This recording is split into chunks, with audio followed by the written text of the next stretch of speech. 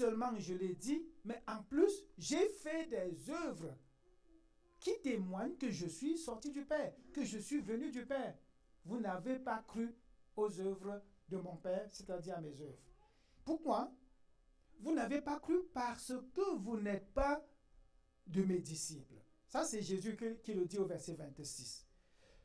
Mes brebis entendent ma voix, je les connais et elles me suivent.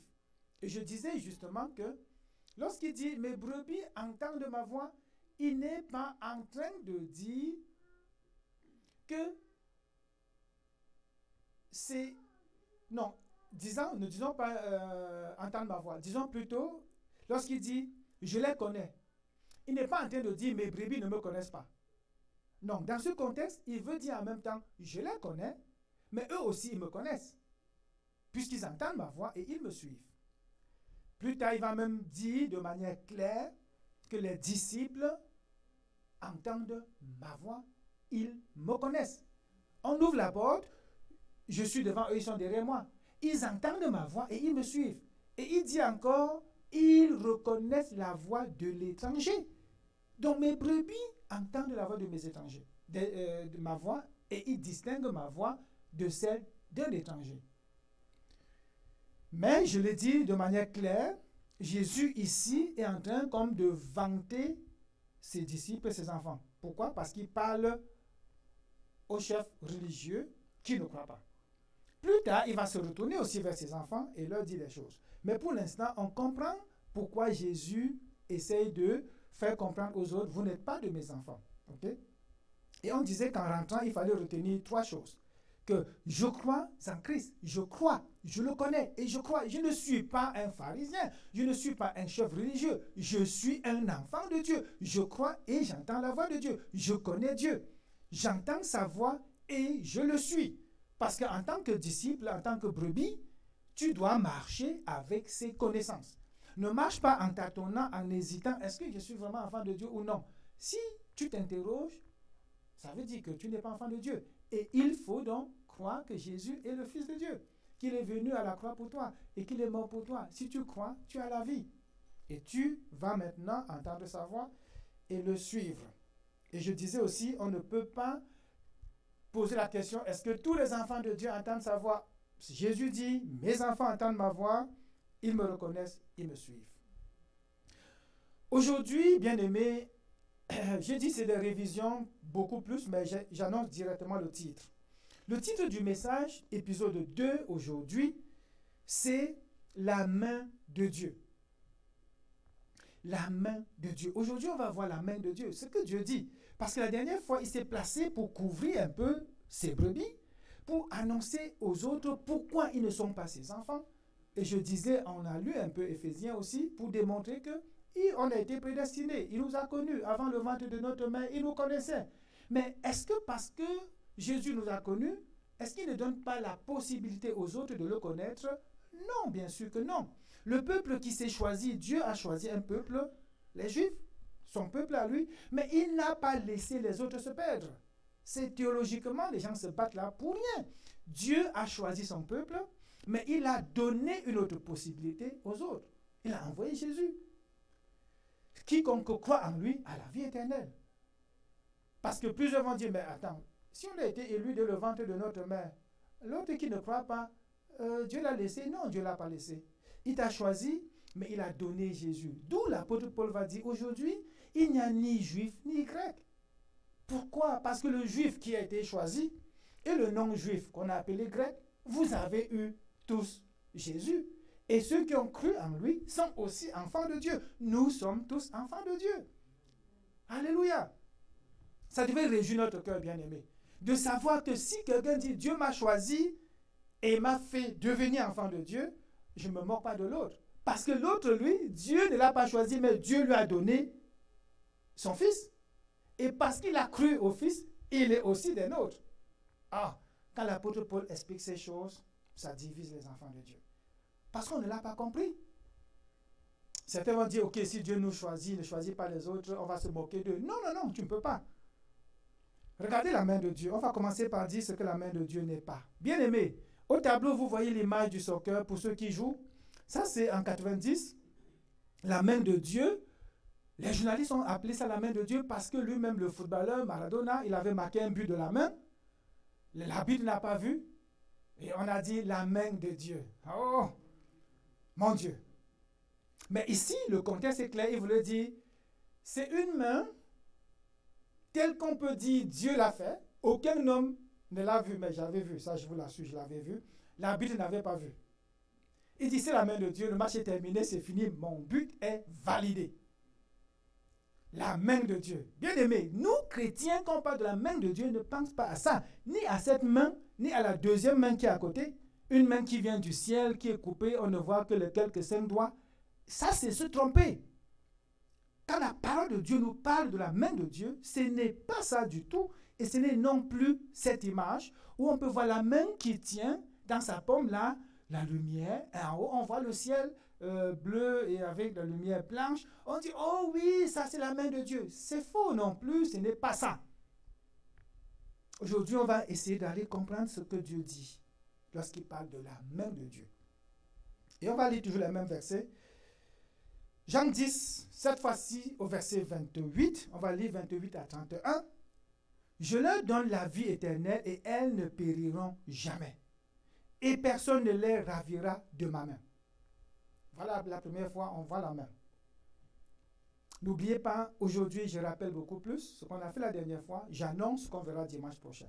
Ce sera vraiment dimanche prochain qu'on va conclure cette partie-là. Je leur donne la vie éternelle. Et elles ne périront jamais, et personne ne les ravit de ma main. Je rappelle ici déjà, il n'a pas dit de mes mains. Ce n'est pas au pluriel, c'est le singulier. Ça veut dire ça, une puissance. La main de Dieu, quand je dis la main de Dieu, oubliez ce que je vous montre comme ma main là, parce que la main de Dieu n'a rien à voir avec la main de l'homme. Rien du tout. Il continue. Mon Père qui me les a donnés est plus grand que tous, et personne ne peut les ravir de la main de mon Père. Personne ne peut les ravir de la main de mon Père. J'entends parfois les gens dire, ah ouais, tu sais, Satan m'a renversé, Satan peut gagner, Satan. Je ris. Je ris.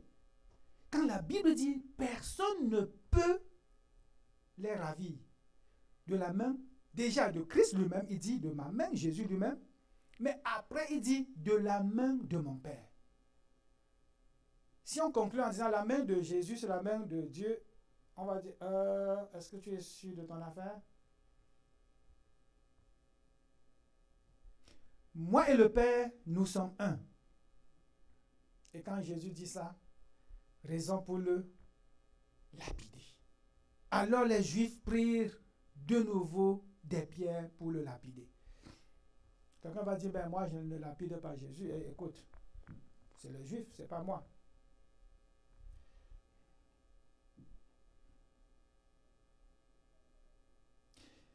La main de Dieu, la main de Jésus, la main de Christ. On peut commencer par se poser la question, est-ce que c'est la même main? N'importe qui va se demander, est-ce que c'est la même main? Est-ce que la main de Jésus, c'est la main de Dieu? Moi, je dis oui. Je dis oui.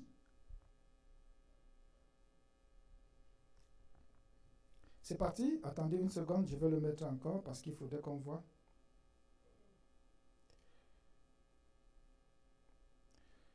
La main de Dieu, est-ce la main de Jésus? Oui.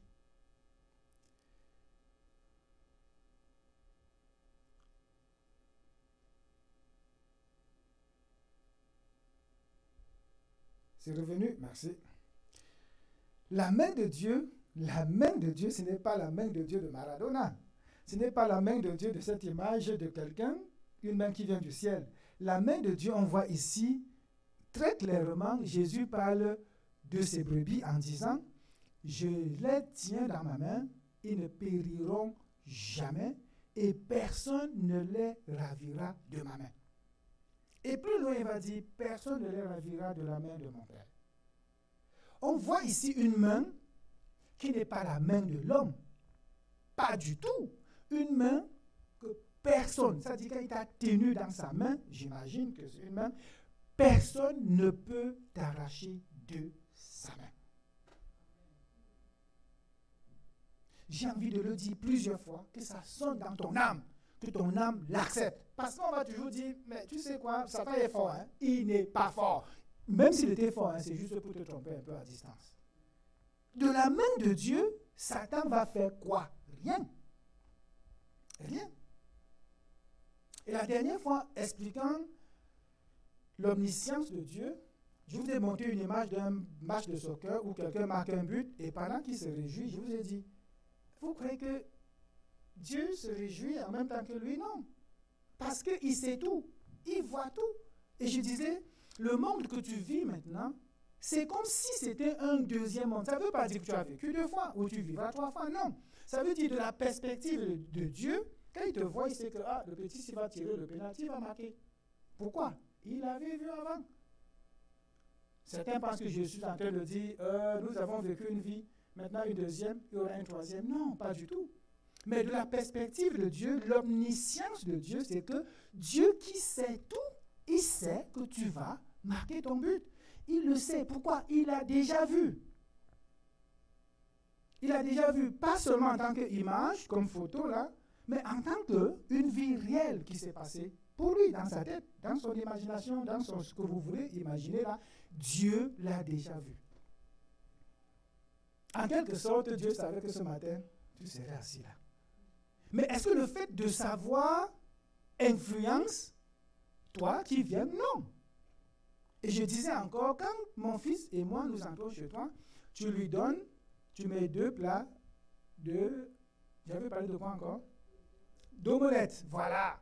Je peux vous dire en tant que son père dans la chair, son père sur la terre, je sais que le petit choisira ce plat-ci. Mais est-ce que le fait de le savoir modifie quelque chose en lui? Non. Non, c'est exactement ça. Le fait que Dieu sait à l'avance ce qui va arriver ne veut pas dire que toi, tu ne vas pas faire ce que tu vas faire. Ça n'a rien à voir, le fait de savoir et le fait de faire. Mais on conclut directement en disant, oh, si tu dis ça, ça veut dire que si Dieu me connaît, pourquoi je dois donc prier? Mais ce n'est pas ce que je dis du tout. Dieu sait qu'aujourd'hui, tu vas prier. Il sait que demain, tu ne vas pas prier. Mais le fait de savoir ne t'empêche pas de prier. Au contraire, je dis, je dois prier plus qu'il n'en faut d'ailleurs. Pourquoi? Parce qu'en priant, je crois que j'obéis à Dieu qui me dit prie. En tant que mon enfant, il dit prie. Je dois prier. Et même plus que souvent. S'il faut évangéliser, je dois y aller. Pourquoi? Parce qu'il a dit.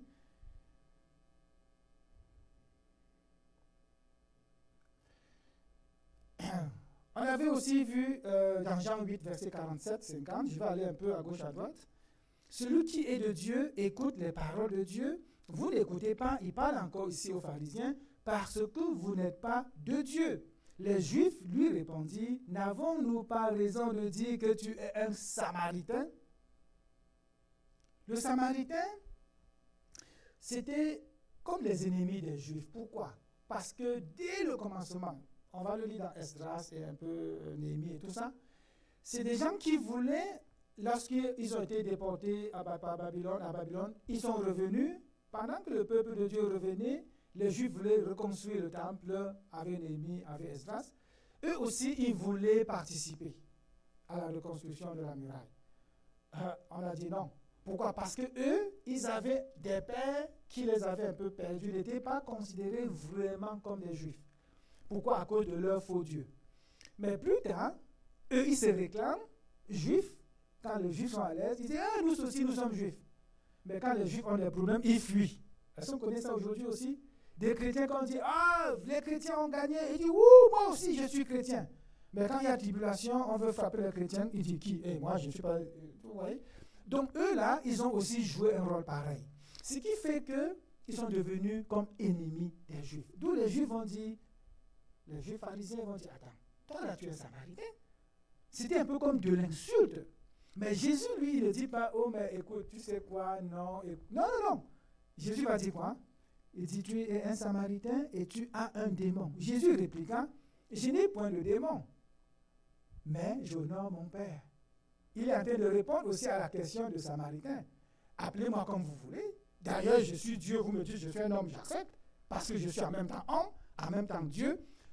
Le côté homme, vous voyez, mais vous comprenez mal. Le côté Dieu, vous ne pouvez même pas comprendre parce que quoi, vous n'êtes pas de mes brebis, vous ne le croyez pas.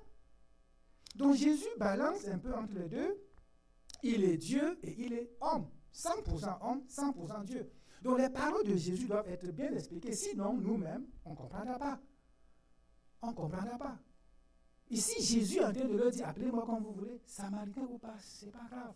Mais sachez-le, j'honore mon Père. J'honore mon Père et je n'ai pas de démon. Ce n'est pas par Belzébul que je le fais. Non. Et je riais parce que j'ai souvent dit, Jésus en chassant un démon n'a jamais dit, je chasse ce démon au nom de Jésus. Hein? Pourquoi? Il faut aller s'interroger. Pourquoi Jésus n'a jamais dit, je te chasse au nom de Jésus? Parce qu'il est investi, il est lui-même l'autorité. Il ne prend pas l'autorité de quelqu'un, comme nous on dit, au nom de Jésus, arrière de moi. Non. Il a la puissance, il a l'autorité, vous voyez, d'où je veux parler de la main de Dieu en tant que puissance de Dieu. Il dit, j'honore mon Père et vous m'outragez. Vous dites que j'ai un démon. Vous dites que je blasphème. Quoi? Moi? Mais Jésus ne se défend pas trop. Hein? Il dit, je ne cherche point ma gloire. Il en est un qui la cherche et qui juge.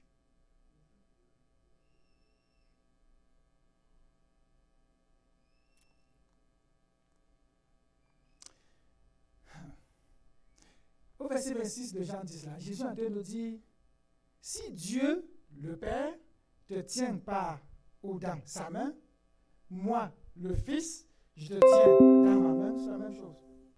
Certains disent, oh oui, oui, moi j'aime Dieu, Dieu m'a ma vie entre les mains de Dieu, Dieu, Dieu. Mais quand tu dis, et Jésus, alors il dit, non, tu sais, Jésus là, non, je ne crois pas vraiment, hein, c'est des menteurs. Il n'a point connu ce Dieu. Tu ne peux pas dire, je connais Dieu, il me tient dans sa main. On dit Jésus, tu dis, je ne le connais pas. Mais oui, tu ne le connais pas, tu ne connais pas Dieu non plus. Tu ne le connais pas. Mais quand tu dis ça, on dit, mais oui, écoute, tu veux dire quoi? Il y a un Dieu pour tous, il y a 1000 chemins, tous les chemins, la vôtre de Jésus, c'est égal à l'autre chemin aussi. Mais écoute, c'est le même Dieu auquel nous croyons. Waouh! J'ai rencontré un qui m'a dit ça cette semaine. On a le même Dieu. Écoute, c'est un seul Dieu, je suis d'accord. Je suis d'accord. Mais, attention. Quand Jésus parle, lui, j'ai parlé de la Trinité la dernière fois, ça c'est la doctrine chrétienne à laquelle moi je crois et nous croyons. Cette église croit à la Trinité, c'est-à-dire quoi? À Dieu le Père, Dieu le Fils, Dieu le Saint-Esprit. Nous le croyons fermement. 3 personnes en un. Donc quand Jésus vient, il veut dire je suis Dieu, tu veux l'empêcher de le dire, il va te le dire. Autrement, il va s'en aller et te dire, écoute, tu n'es pas de mes brebis. Vous ne croyez pas que je suis venu du Père. Vous ne croyez pas que les œuvres que je fais, c'est le Père. Vous ne croyez pas que je suis moi-même Dieu, puisqu'il a dit à la femme samaritaine, ce Messie-là, c'est moi qui te parle. Ézéchiel va dire, vous êtes des hommes, il est Dieu. Donc, le Fils n'est pas le Père. C'est pour ça que Jésus, quand il va parler, il se met dans l'angle de l'homme. Il dit, ok, je suis le Fils. Mon Père est plus grand que moi. Ça s'appelle les chrétiens. Certains chrétiens disent que oui, le Père est plus grand. Ça veut dire que Jésus est inférieur. Ils n'ont pas compris du tout. Il ne s'agit pas de l'infériorité par rapport à la supériorité. Pas du tout. Parce que les 3 sont unis. Les 3 sont en une harmonie qui ne se décrit même pas. Mais si on veut le comprendre dans l'intelligence, on va dire, mais écoute, Jésus n'a-t-il pas dit, Jean 10, verset en bas là, il dit, le Père est plus grand que moi. Oh, mais oui, tu vois, Jésus lui-même a dit, son Père est plus grand que lui. Oh non, ils n'ont rien compris. Il dit, vous qui me regardez sous l'angle de l'homme, oui, je suis le Fils de Dieu. En tant que Fils, le Père est différent de moi, c'est clair. Il est plus grand que moi, c'est évident. Mais quand je me tiens de la perspective divine, lui et moi, nous sommes un. De la même nature, même autorité, même pouvoir. Tu es dans ma main, tu es dans sa main. Celui qui est dans sa main est aussi dans ma main. Ça s'appelle les gens qui n'ont pas la foi en Jésus-Christ, qui n'ont pas l'Esprit de Dieu pour leur faire comprendre ces choses. Ne vous effrayez pas quand vous voyez des versets bibliques pareils. Dites, je ne comprends pas maintenant. Seigneur, je prie, fais-moi comprendre plus tard. Et tu comprendras. Tu comprendras. Mais si quelqu'un te dit Jésus est différent de son Père, dis-toi qu'il est sous l'angle humain. Parce que Jésus était 100% homme. Mais s'il te dit, moi et le Père, nous sommes un, ne dis pas qu'il y a contradiction. Il n'en a pas. Si vous lisez Apocalypse 19, 13, vous allez mieux comprendre. Jean 1, 1, tout le monde connaît ça. Jean 10, verset 35 à 36 va nous dire ceci. Celui que le Père a sanctifié et envoyé dans le monde, vous lui dites, tu blasphèmes. Et cela parce que j'ai dit, je suis le Fils de Dieu. Même simplement en parlant comme un homme, il dit, je suis le Fils de Dieu. On va le crucifier. On va le lapider. Et je pensais ce matin, Seigneur, ça se serait passé comment si à ta venue, tu disais directement, hey, écoutez, je suis Dieu.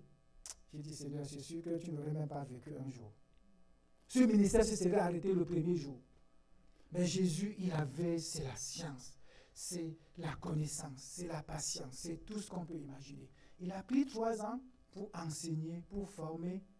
À un moment donné, il dit, écoute, le Messie dont tu parles, femme samaritaine, c'est moi. Est-ce que la femme elle-même a compris? Pas grand-chose. Est-ce qu'aujourd'hui, plusieurs comprennent? Très peu. Je suis le Fils de Dieu. Le Père est dans le temple, mais il est aussi en moi. Donc toi, chrétien, quand tu dis, je suis enfant de Dieu, Christ vit en moi, tes amis te regardent comme ça, disent, quel Dieu? Le Dieu que je connais très grand là, il vit en toi, faut le camp. Tu fais comme Jésus. Tu ne réponds même pas. Tu ne réponds pas, tu es un Samaritain. Je honore mon Père. Tu ne dis en rien. Vous là, les orgueilleux, quelqu'un m'a dit, vous les orgueilleux, Dieu vit en toi. Je dis, mais oui. Dieu vit en toi. Je dis, mais attends, oui. Il me dit, dans la Bible là, je ne crois que lorsque je comprends. Je lui dis, moi, je crois quand je ne comprends pas. Le gars est fou, il est malade. Tu vas avoir un ami comme ça, il ne va pas marcher avec toi. Tu crois que tu ne comprends pas, mais oui. Jésus dit qu'il était à la croix. Je n'étais pas là. Je crois. Il dit qu'il est mort pour moi. Je crois. Il dit qu'il m'aime. Je crois. Tu veux que je comprenne quoi? Attends. Vous comprenez, vous? Je ne comprends rien. Mais je sais une chose, c'est que je crois. Bien aimé, ne marchez pas avec la peur en vous. Parce que vous avez le Fils de Dieu en vous. Le temple du Père au ciel est aussi en vous. Paul le dit et on se fâche. On ne veut même pas lire Paul parce que quoi, il a dit des choses qu'on ne comprend pas. Oui, ne savez-vous pas que vous êtes le temple du Saint-Esprit? Aujourd'hui, on est dans la main de Dieu, n'est-ce pas?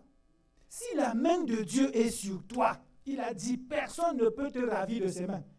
Le crois-tu? Et Paul va le dire ailleurs, quelle que soit la tribulation. Il dit même la mort ne m'empêchera pas de croire que je suis dans les mains de Dieu.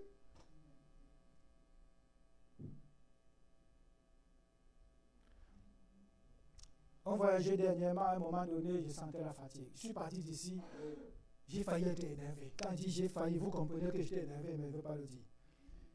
On dit qu'on part à 8h30, on est sorti de la maison à 11h, je crois, 20. Dans mon cœur, ça bourdonne. Et je commence à dire, Seigneur, tu sais toi-même que je n'aime pas voyager le matin, à midi. Pourquoi? Parce que les pensées traditionnelles que j'avais en Afrique, parce que la plupart des accidents se passent toujours vers midi, 13h, 14h, parce que le grand soleil africain, là, ça frappe, et les pneus de voiture éclatent. Plein des accidents, c'est vers ces moments-là. Donc, j'ai grandi avec ça dans ma tête. J'arrive ici où les routes sont différentes, où les pneus sont mieux faits, où tout est beau et bien, et surtout, devenu enfant de Dieu, il me tient dans sa main. Je commence à penser que, ma femme, tu sais quoi, il faut qu'on parte à 8h30. Elle dit, mais c'est très tôt. Il faut se lever, arranger, préparer, tout ça, il faut... Oh, Seigneur. À 11h, quand on sort, je suis énervé. Je suis énervé. Mais après, je prends un petit café pour ne pas dormir quand même. Pendant qu'on conduit, le Seigneur me dit, où on était arrivé déjà, ça vient dans mon esprit. Ok, tu as dormi? Non. Tu as même somnolé? Non. Ta collègue dit, mais père, c'est fini, non? Il dit, mais tu t'inquiétais pourquoi? J'ai honte, j'ai même pas dit ça à ma femme, j'ai honte, je suis resté tranquille. Mais au retour, quand on a dit, on part quelle heure, elle a dit 10 heures, j'ai dit, ok. Mais oui, c'est ça le dommage avec nous, enfants de Dieu. On dit une chose, on vit le contraire. On dit une chose, on vit le contraire, et personne ne s'en rend compte. Personne. Bien aimé, il y a des choses dans ma tête. Quelqu'un m'a demandé un jour, ici à l'étude biblique, si ce que je dis, je le dis tenant compte d'autres choses que j'ai entendues ou vues. Je dis, mais oui. Mais oui. Imaginez un pasteur qui dit à moi à l'époque, pasteur, le message, je l'avais rencontré pour dire, pasteur, ce message m'a beaucoup plu, ça m'a vraiment touché. Il me dit, oui, frère, ce message était pour la sœur telle. Dieu m'a dit que c'était pour elle. Mais dommage, elle n'était pas là. Mon Dieu. Je dis, quel est le Dieu que nous servons?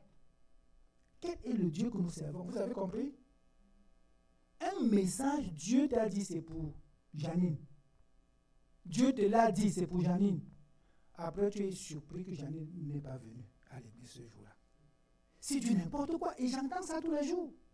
Un Dieu qui dit la chose, elle ne se passe pas. Ce n'est pas le Dieu que je sers. Ça, c'est évident qu'il y a un mensonge quelque part. Soit Dieu ne t'a rien dit, et je crois beaucoup plus à ça, Dieu ne t'a rien dit. Parce que quand ce Dieu dit, ça se passe. Écoute, on nous disait en théologie que si par erreur, tu ouvres ta porte, tu vois un grand soleil, il fait très beau, et quand tu te mets à genoux pour prier, Dieu te dit, il pleut. Mon ami, avant de te lever, tu vas voir les gouttes d'eau tomber. Parce que Dieu ne dit pas une chose et ça attend. Il dit, il pleut, il va pleuvoir. Dieu ne dit pas une chose, on comprend le contraire, et après on fait comme si c'est Dieu qui a... C'est pas sa faute à lui. Sinon, il n'est pas Dieu. Si c'est un Dieu qui t'attend, qui ne sait pas quand quoi se passe, il ne gouverne donc pas le monde. Et je suis énervé parce que, à un moment donné, pour moi, c'est évident. C'est évident. Mais nous disons une chose, son contraire, une chose, son contraire. Oui, moi aussi, je dis des choses qui ne vivent pas, ça c'est clair. Mais dis une chose et redis l'autre, ça ne marche pas. Il dit ici, personne ne peut les ravir de ma main. Comment vous comprenez ça? Personne, c'est personne. Je ne peux pas croire qu'il dit personne pour dire, bon, tu sais quoi, sauf qui? Sauf la maladie. Même la maladie là, Dieu dit, tu ne peux pas l'arracher de mes mains. Mais ça prend que tu entendes des messages comme ça et que tu lises toi-même la parole, que tu pries, que la conviction vienne. Sinon, tu vas croire comme Maradona en marquant de la main là, tu as la main de Dieu. Non. Pas du tout.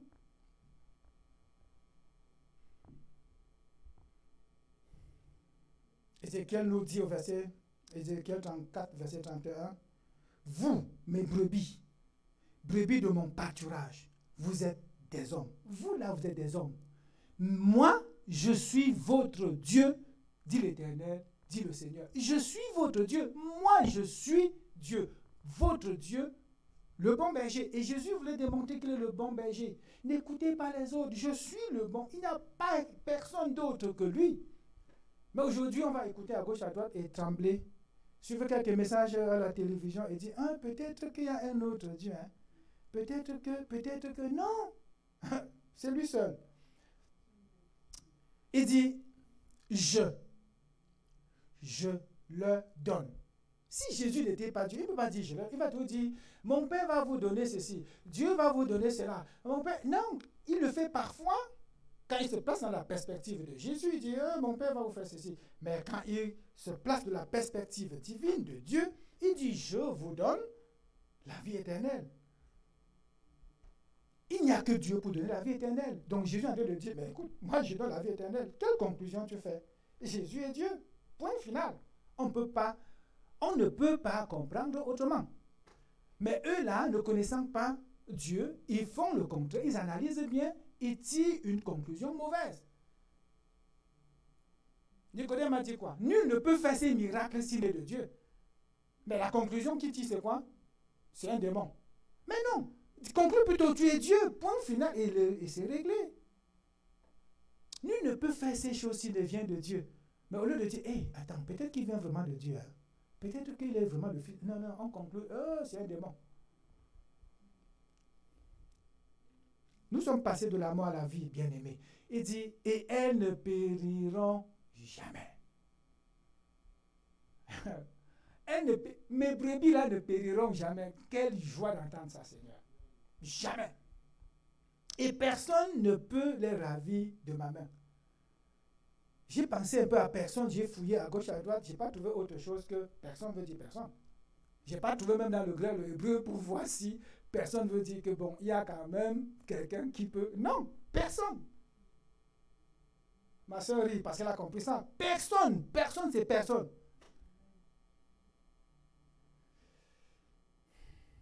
Et le premier sens, c'est quoi? Prendre. Et j'ai ri un peu parce que je voyais, j'avais un ami qui m'arrachait des choses vraiment par ruse. Quoi. Il était très sage. Des fois, je lui donnais des choses. Après, il dit, mais attends, pourquoi je lui ai même donné? Et je me rendais compte qu'il m'avait trompé. Et il le faisait régulièrement. Jusqu'à un jour, il a commencé à m'appeler bête. En patois, il dit bête. Oui, oui, oui, que. Ça dit un idiot, quoi. Il m'avait tellement trompé, après peut-être 1 an, je m'en suis rendu compte. Mais il m'avait vraiment eu. C'est quoi? Obtenir une chose par ruse sans arracher de force. Ça, c'est le sens de ravir. C'est-à-dire, il peut me ravir, soit techniquement, soit par la force, soit par des négociations. Mais il te dit, c'est pas possible. Jésus dit, quand je te tiens dans ma main là, que ce soit la force, d'ailleurs, personne n'est plus puissant que moi. Et quand il parle de lui, il parle de son Père. C'est la même chose. Dans notre main là, personne ne peut, même pas la ruse, te retirer de ma main. Pas la force, personne. Négociation, oublie ça. On ne négocie pas. Il dit, je suis la vie éternelle, je viens à toi, tu crois que je suis venu de Dieu, tu as la vie éternelle. Ne négocie pas. Ne commence pas à dire, Seigneur, tu sais que mon père avait cru, hein, mon père est pasteur, hein, tu sais que le pasteur a dit que non, peut-être avec moi tu vas tolérer. Hein, hein? Tu veux négocier? Oublie ça. Bien aimé, oublions ça. Tu ne peux pas négocier là. C'est non négociable. Le Père t'a aimé et t'a donné le Fils. Il a dit, si tu crois, tu as la vie.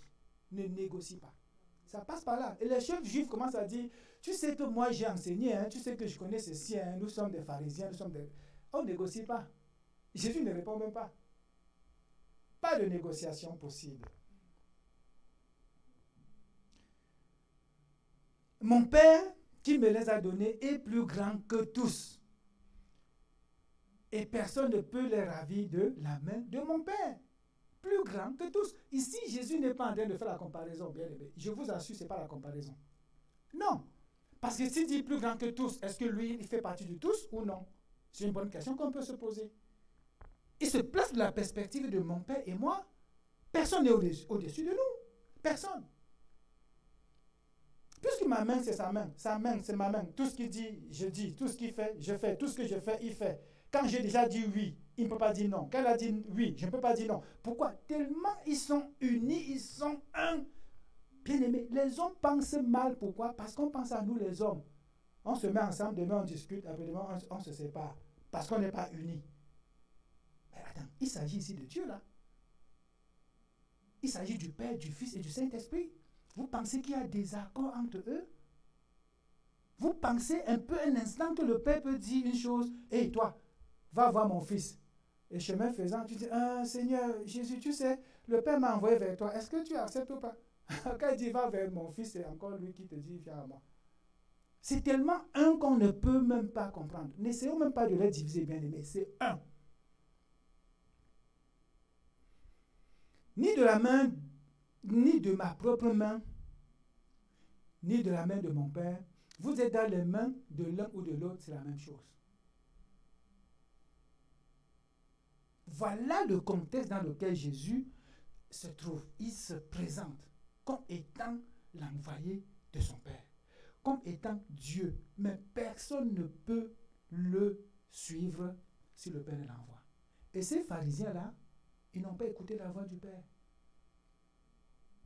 La main puissante, la main forte, la main, j'ai dit quoi, protectrice, un peu plus en bas, la main glorieuse, la main salvatrice.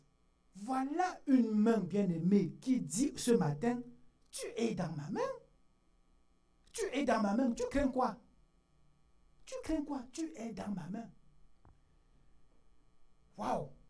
Je me dis, j'aimerais que le Seigneur nous protège comme ça tous les jours, qu'il dise des bonnes choses aux autres de nous. Et quand vient le temps de se retourner à nous, qu'il nous dise les mêmes choses, je serai ravi. Vous comprenez ce que je dis là? Que le Père se retourne vers nous et nous dise les mêmes paroles qu'il dit de nous lorsqu'il parle aux pharisiens. Il dit, j'ai la main puissante, petit. Tu es dans ma main, ne crains pas. Écoute, ma main est puissante. Ma main est forte. Ma main te protège et te garde. C'est ma main qui te guide. C'est ma main qui te conduit. C'est ma main qui t'amène partout. Je n'ai pas voulu mettre là, ma main te parle. Parce qu'on va dire, comment une main peut me parler? Parce qu'en réalité, là, c'est en même temps la puissance, en même temps la connaissance, tout est là-dedans. C'est moi qui te parle, c'est moi qui te guide, c'est moi qui te dirige. C'est moi qui fais tout. L'erreur que moi-même j'ai commise à un moment donné, c'était de croire que l'enseignement de la parole de Dieu est comparable à l'enseignement que je fais dans le monde. C'est-à-dire, j'enseigne des gens et je veux les voir connaître, comprendre, je fais un examen, ils passent, je dis 90% ils sont contents, je suis content. C'est pas la même chose. Pas du tout. D'où la colère est partie depuis au moins 2-3 ans. Je ne suis plus énervé, pas du tout. Vous l'avez constaté vous-même. Ah, vous ne l'avez pas constaté? Est-ce que je vous ai encore dit, vous êtes en retard, pourquoi vous venez en retard, l'église est discipline? Non, parce que tu ne peux pas ne pas te discipliner si tu comprends la parole de Dieu. Et on ne comprend pas par l'intelligence. Quelques-uns, je leur dis, bravo, je t'entends parler, je t'entends dire, je sais que tu progresses. Quelques-uns parmi vous. Mais pas régulièrement. Pourquoi? Parce que la parole là, quand tu l'as reçue, on ne te dit pas lève-toi et danse. On ne te dit pas prie. On ne te le dit pas, mon ami. Que tu as des problèmes, on va te dire prie. Hey, tu sens que j'ai des problèmes, tu te lèves. Tu dis problème là, c'est fini. Mon Dieu, tu es vivant. Avant, je m'énervais. Ah, vraiment, on a enseigné telle chose. Après, j'ai révisé. On a fait ça 3 fois. Mais quand je les entends parler, ce n'est toujours pas ça. Je m'énerve. Mais non. S'il faut la révélation. Et ça ne vient pas d'un homme, ça vient de la parole de Dieu. C'est plus on explique, plus on parle, qu'un jour tu vas saisir et dire, attends, l'affaire là me concerne peut-être. Et ça va tiquer dans ton cœur. Et tu vas dire, mon bien-aimé me disait une fois, il a parlé de Dieu à quelqu'un pendant des années. Un jour, ils sont en train de boire le lait. Il dit, attends, le lait est blanc? Il dit, oui. Il dit, la vache, c'est le sang de la vache est rouge, oui. Comment on explique que le lait soit blanc? Il dit, je ne sais pas. Il réfléchit après, il dit, il y a certainement un Dieu. 2-3 jours après, il commence à vouloir évangéliser avec lui, il est devenu chrétien. Alors que l'autre a passé 2-3 années derrière lui, tu sais, Jésus est vivant, tu sais, Jésus t'aime, tu sais. Écoute, quand ça vient par le Saint-Esprit, tu ne sais même pas comment ça arrive. Mais nous devons expliquer, nous devons parler, prêcher, exhorter, encourager, faire des images pour qu'un jour, le Seigneur puisse toucher le cœur. On ne va sortir d'ici et dire, bon, quand on a dit personne, la réalité, le pasteur a fait que c'est personne, mais moi, je sais que non, quoi, ma maladie là, non, écoute, il ne sait pas ce qu'il dit. Ma souffrance, tu sais, lui, il ne souffre pas beaucoup, hein. Il souffre un peu, ma souffrance est trop grave. Il me dit de louer Dieu, je vais louer Dieu comment? Avec cette douleur. Mais un jour, il va se lever et dire, attends. C'est pas la douleur qui me permet de louer Dieu. Ça va être comme une lumière, il va se mettre à chanter, louer Dieu. Soyez rassurés quand vous êtes dans la main de Dieu. Et c'est ce Dieu-là qui nous tient. C'est ce Dieu qui nous garde. J'ai envie de te dire ce matin de ne rien craindre, bien-aimé. Parce que tu es dans la main de Dieu. Notre Dieu est avec toi. Ne roule pas en route, tu as peur. J'ai vu quelqu'un qui avait la phobie du vol. On dit qu'il tremble juste à l'église. L'église a eu des problèmes parce que la femme du pasteur, quoi, pour être clair, elle avait tellement peur. Quand m'expliquer ces affaires, j'écoutais comme ça, il n'y a même pas 3 jours. Je disais, Seigneur, libère cette femme. Libère-la. Elle avait tellement peur, surtout, son mari, le pasteur, est décédé. Donc pendant les 2-3 dernières années, ça s'est aggravé. On dit qu'à l'église, on ne faisait rien. Écoutez, une église, la femme du pasteur a mis le veto. On préfère payer $600 tous les mois pour l'assurance. $600 tous les mois pour l'assurance. Pour elle, quand elle se couche, elle rêve toujours qu'on a volé. Que tous les instruments, si elle se lève le matin, elle regarde. Un peu comme je faisais à l'époque. Vous vous souvenez quand à l'époque j'avais aussi peur, ma maison, chaque fois je regardais si tout est là. La même phobie. Elle avait peur. Quand on me racontait ça, je disais, oh Seigneur, libère cette femme. Parce que j'ai été dans son cas. Je me levais à minuit, 2 heures pour regarder chaque enfant dans sa chambre. Je recours tout doucement. À travers la fenêtre, je vois la voiture garée dehors. Je dis, ok. Je descends parfois voir si la porte est fermée. Quand la porte est bien fermée, je repousse me coucher là. Oui, je l'ai fait longtemps. Pas seulement 1 an. Surtout quand tu quittes une petite maison à une grande, mon ami. Je ne m'en sortais pas. Même quand je me couchais, j'ai l'impression d'être dans le vide, que je suis dehors. Mais ça, là, Dieu nous libère de ça. Parce que sinon, tu vas marcher, vivre et mourir pauvre et, en esprit, comme dit ma femme. Ça dit, les chrétiens vont mourir sans recevoir de Dieu ce que Dieu appelle la joie et la paix. Pourquoi? Parce qu'ils ne comprennent pas la Bible. Ce n'est pas 2 choses. Ils ne comprennent pas. Je ne comprenais pas. Et je vous assure, même à l'école théologique, j'ai même témoigné ça. Parce que j'ai peur. On dit, quoi? Je dis que je tremble la nuit.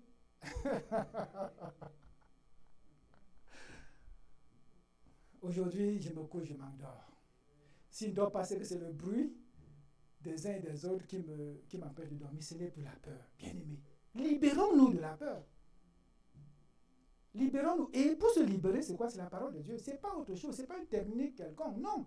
Tu prends la parole, tu dis, nul ne peut les ravir de ma main. Tu dis, oh, attends, la main de Dieu. Tu prends un dictionnaire, fouille. La main de Dieu. Tu n'as pas besoin de grands logiciels comme nous, de grandes théories bibliques. Non. La main de Dieu me tient et il dit, personne ne peut me ravir de ses mains. Ravir, tout le monde comprend, m'enlever de ses mains. Alors, tu mets ça dans ton cœur, tu te couches, tu ronfles.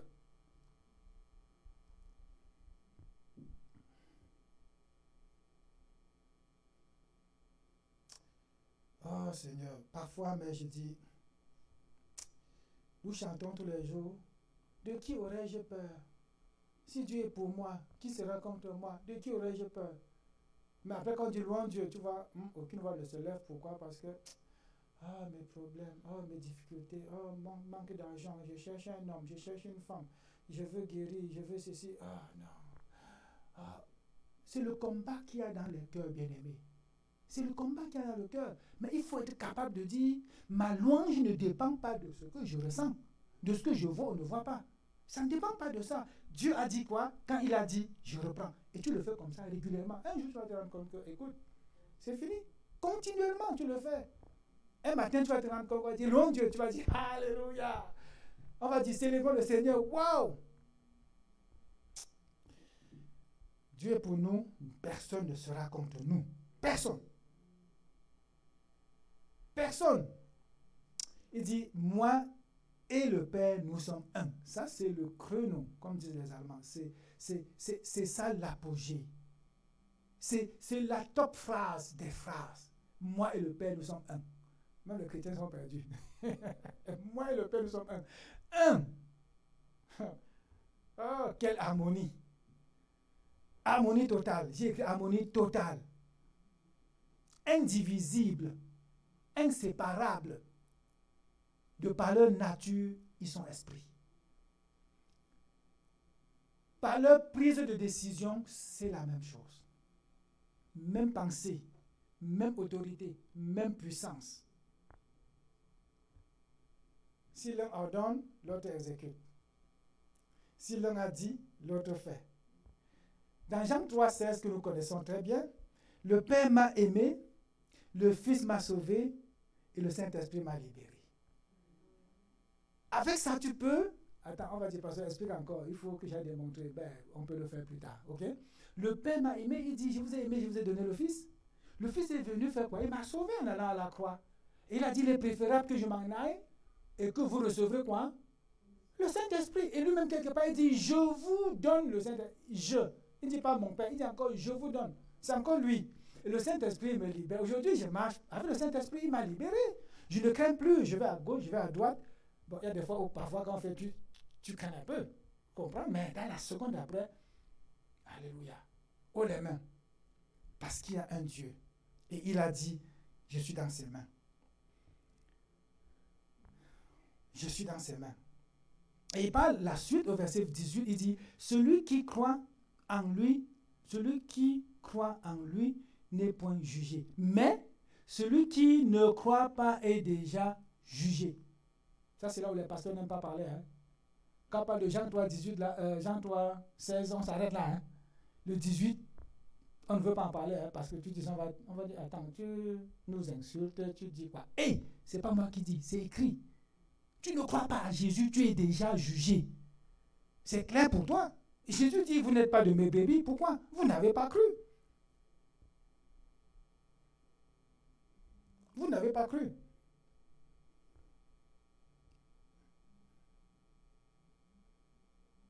Donc, si en sortant d'ici, bien-aimé, tu n'es pas sûr que tu es enfant de Dieu, hein, c'est la chose à régler tout de suite.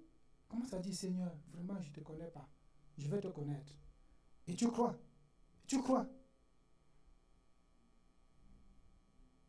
Jésus dit, tous ceux que le Père me donne viendront à moi. Ça, c'est Jésus qui dit dans Jean 6, verset 37.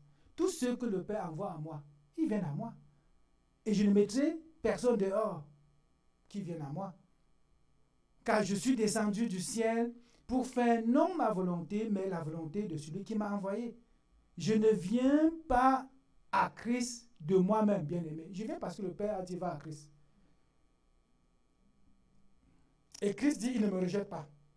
Donc si tu viens à lui, tu dis, me voici, il va dire, ah, fiston, tu as compris finalement, bravo, viens. Le Père m'envoie, le Fils me reçoit. Le Père m'envoie, le Fils me reçoit. Ah oui. Le Saint-Esprit me libère. Et je suis libre. Je suis libre. On va même sauter cette partie. Ce n'est même pas très important. On va sauter ça. On va finir dans combien de minutes? 5 minutes? Hein? D'accord. Ouais, 5 minutes. Jean 14, verset 15 à 17 nous dit ceci. Si vous m'aimez, gardez mes commandements. Et moi, je prierai le Père, et il vous donnera un autre consolateur, afin qu'il demeure éternellement avec vous. L'esprit de vérité que le monde ne peut recevoir. Attends, l'esprit de vérité que le monde ne peut recevoir. Mais nous l'avons reçu. Parce qu'il ne le voit point et ne le connaît point. Mais vous connaissez quand il demeure avec vous et il sera en vous. Ça, c'est un peu comme si Jésus se retournait en parlant à ses disciples, à ses brebis, et dit, ok, pour l'instant, moi, je suis avec vous, mais bientôt, je vais m'en aller et vous recevrez le Saint-Esprit qui sera en vous. As-tu le Saint-Esprit? Il est en toi. Il est en toi. Bien-aimé, il est en toi. Oh, et il dit quoi? Il dit, en ce jour-là, vous connaîtrez que je suis en mon Père, que vous êtes en moi et que je suis en vous. Celui qui a mes commandements et qui les garde, c'est celui qui m'aime. Et celui qui m'aime sera aimé de mon Père. Je l'aimerai et je me ferai connaître à lui. Mais il y en a qui périssent et qui disent que Dieu ne m'aime pas, Dieu ne m'a pas aimé. Non, il t'a aimé. Il t'a envoyé le Fils. Il t'a même dit va à Jésus. Mais tu as retardé. Tu attends, tu réfléchis. C'est bon.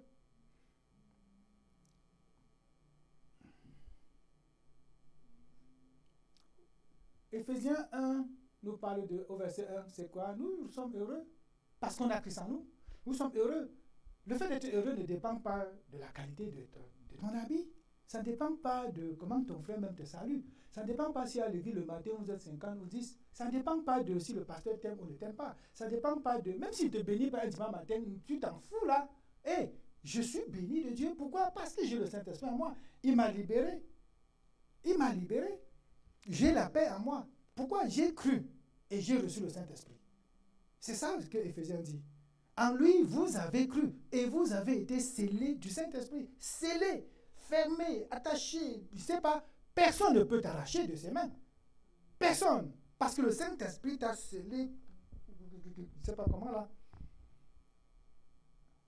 Quelqu'un veut marcher en tremblant que quelqu'un ne sait pas qui là va l'arracher de la main de Dieu? Personne.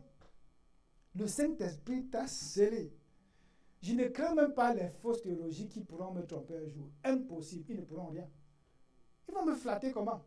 Peut-être me tromper en quelques heures, mais après ça, l'Esprit de Dieu va me dire, hé, attention, il y a ceci. C'est tout.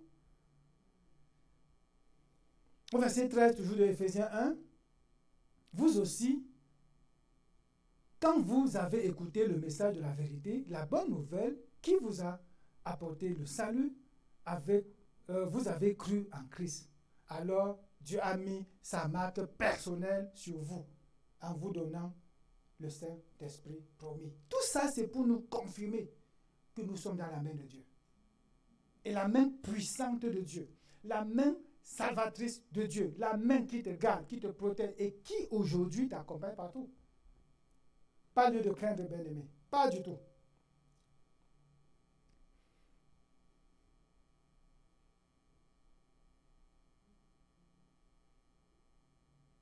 On a déjà tout dit, je défile juste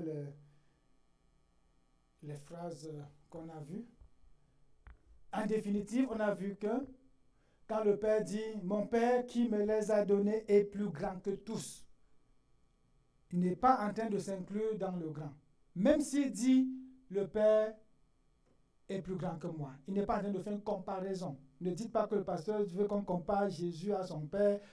Pas de comparaison du tout. Il parle aux pharisiens, il se place de la perspective de l'homme et dit « Ok, si je suis homme, puisqu'il est homme à 100%, mon Père est plus grand que moi. Mais en réalité, je suis Dieu, lui et moi, nous sommes un. » On a aussi dit que personne ne peut les ravir de la main de mon Père, c'est-à-dire de sa main aussi, parce qu'au verset d'avant, 28, il a dit « Nul ne peut l'arracher de ma main. » On a vu la main au singulier, ça suppose la puissance de Dieu, le Dieu créateur du ciel et de la terre. Personne ni rien ne peut te ravir de sa main. Osée 6:8 que je mets depuis un temps, à la fin de chaque message, c'est « Marche humblement avec ton Dieu. » Bien-aimé, alors que tu sors d'ici, levons-nous, on va prier pour terminer. Lorsque tu sors d'ici, mettons-nous debout pour prier et dire merci à Dieu. Quand tu sors d'ici, tu sais, je dois me soumettre, c'est l'année de soumission à Dieu. Quelqu'un va dire, ben, vous prenez une année pour vous soumettre, et après ça, vous allez faire quoi? Non, c'est une année où on apprend à se soumettre à Dieu, et après ça, on continue de se soumettre à Dieu. C'est la vie que nous avons acceptée, la vie de soumission à Dieu. Mais sachant qu'on est libéré, sachant qu'on est libre, on dit, on est dans tes mains, Seigneur. Père, merci pour ta main. Merci Jésus pour ta grâce. Merci pour la mort déjà à la croix. Tu as donné ta vie afin que nous puissions recevoir la tienne. Nous marchons désormais, Seigneur. Oui, parfois on est dans la tribulation. Parfois le monde nous agresse. On peut même trembler par moments. Mais dans notre esprit, nous savons que nous sommes dans tes mains. Et comme tu l'as dit, nul ni personne ne peut nous ravir de tes mains. Nous croyons, Éternel, que effectivement dans ta main puissante, personne ne peut nous arracher de tes mains. Personne, et quand on dit personne, ce n'est pas parce que nous le disons, mais parce que toi tu le dis. Et tu le dis parce que tu sais qu'effectivement, personne ne peut nous arracher de tes mains. Ni par la force, surtout pas, ni par la ruse, non pas du tout, parce que tu ne négocies avec personne. Tu as dit, quand le Père nous envoie, nous venons à toi. Et tu as dit, tu ne laisseras personne se perdre. Tous ceux que le Père t'envoie, Seigneur, ils te rencontrent et tu les acceptes. Tu nous as acceptés, tu nous as appelés brebis. Aujourd'hui, nous avons vu, Seigneur, combien tu nous aimes. Et tu as dit, ceux qui t'aiment aussi sont ceux qui respectent tes commandements, ceux qui appliquent tes commandements, ceux qui vivent comme tu le demandes. Nous sommes une église qui voulons, Seigneur, te suivre, nous soumettre à toi et obéir à ta parole. Seigneur, merci parce que tu nous gardes, merci parce que tu nous protèges. Donne-nous de passer un temps agréable avec toi, chacun dans sa famille, et que mercredi prochain, on se retrouve encore en ces lieux. Que ton nom soit élevé au nom puissant de Jésus. Amen. Soyez bénis.